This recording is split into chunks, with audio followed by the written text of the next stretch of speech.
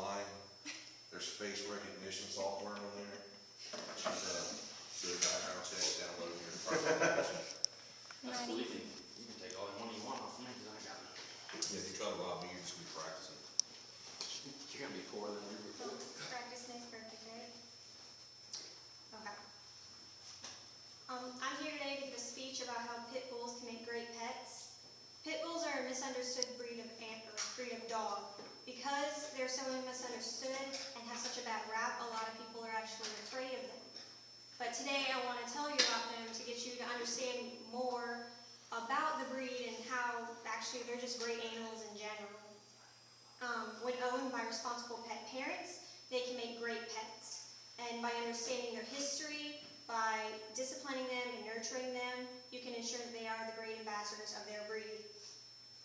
Exploring and understanding the history of pit bulls can help you better understand why they have such a bad rap. Experts recognize pit bulls as short-coated with muscular, stocky bodies, powerful jaws, and wide skulls.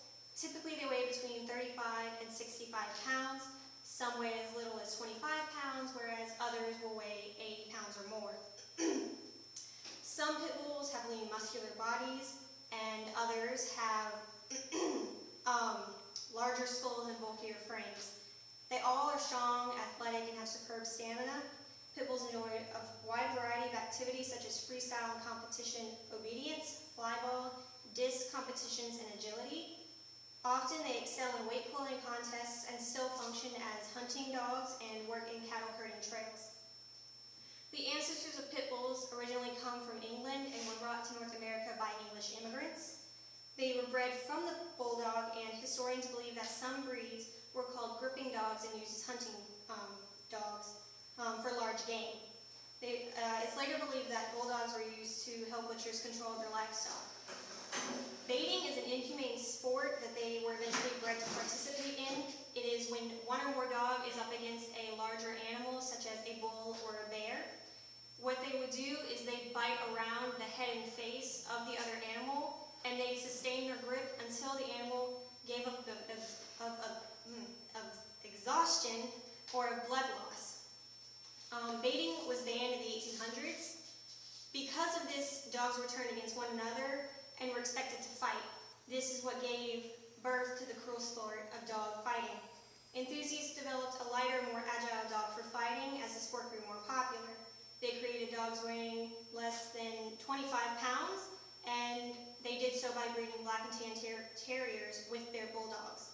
Others may have chosen smaller bulldogs for breeding purposes, and these were the forebears of the present-day pit bull. Because of this, pit bulls are given the reputation of being menacing and unpredictable. Due to their intimidating appearance, they attract people looking for a macho status symbol. And because of this, also irresponsible breeders are now breeding puppies without the loving nature towards people that they were originally born with. They also encourage their pit bulls to behave aggressively towards other animals and people. However, with proper discipline, pit bulls can be the ambassador of their breeds. Positive reinforcement and consistent, fair rules are needed for good training of pit bull puppies and adults. Pit bulls should have plenty of socialization with people, dogs, and other animals between 7 weeks and throughout adulthood. It's important that they are introduced daily to new people and animals between the ages of 7 and 16 weeks, because this is the most crucial, sensitive developmental period of their lives. Despite their hard-looking exterior, pit bulls are actually often extremely sensitive dogs. Negative reinforcement and harsh training is unnecessary and inappropriate. Enrolling your pit bull in puppy kindergarten is crucial.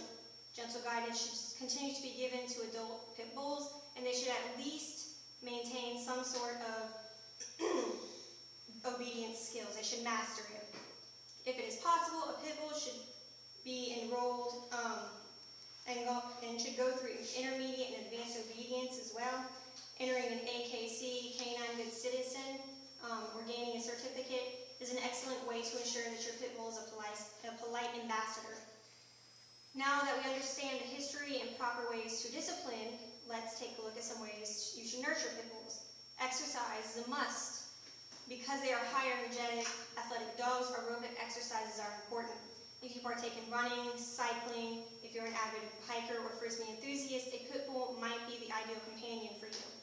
Some pit bull parents arrange play dates with other dogs that get along with theirs, and a rousing game of fetch or tug of war, or running or cycling, is a good way and can go a long way to tiring out your pit bull. Mental workouts are essential and can be just as tiring as physical exercise. Stimulate a pit bull's mind by giving them chew toys, food puzzle toys, and other enrichments.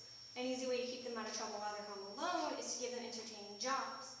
Spaying or neutering them is important and can also help reduce the number of unwanted pit bulls who end up in shelters all over the country. Pit bulls are energetic, fun-loving, and loyal companions. Many famous figures, including Helen Keller, President Theodore Roosevelt, and President Woodrow Wilson, all shared their lives and homes with pit bulls. Cheyenne, Dakota, and Tahoe are all search and rescue dogs from Sacramento, California, who helped and worked tirelessly at the World Trade Center during the aftermath of 9/11. Others work for narcotics and serve as protection dogs for police. The majority of these dogs are cherished family members. Pit bulls are also reliable with children and are often called nursemaid dogs. By understanding their history, appropriately disciplining them, and nurturing pit bulls, they can be perfect family members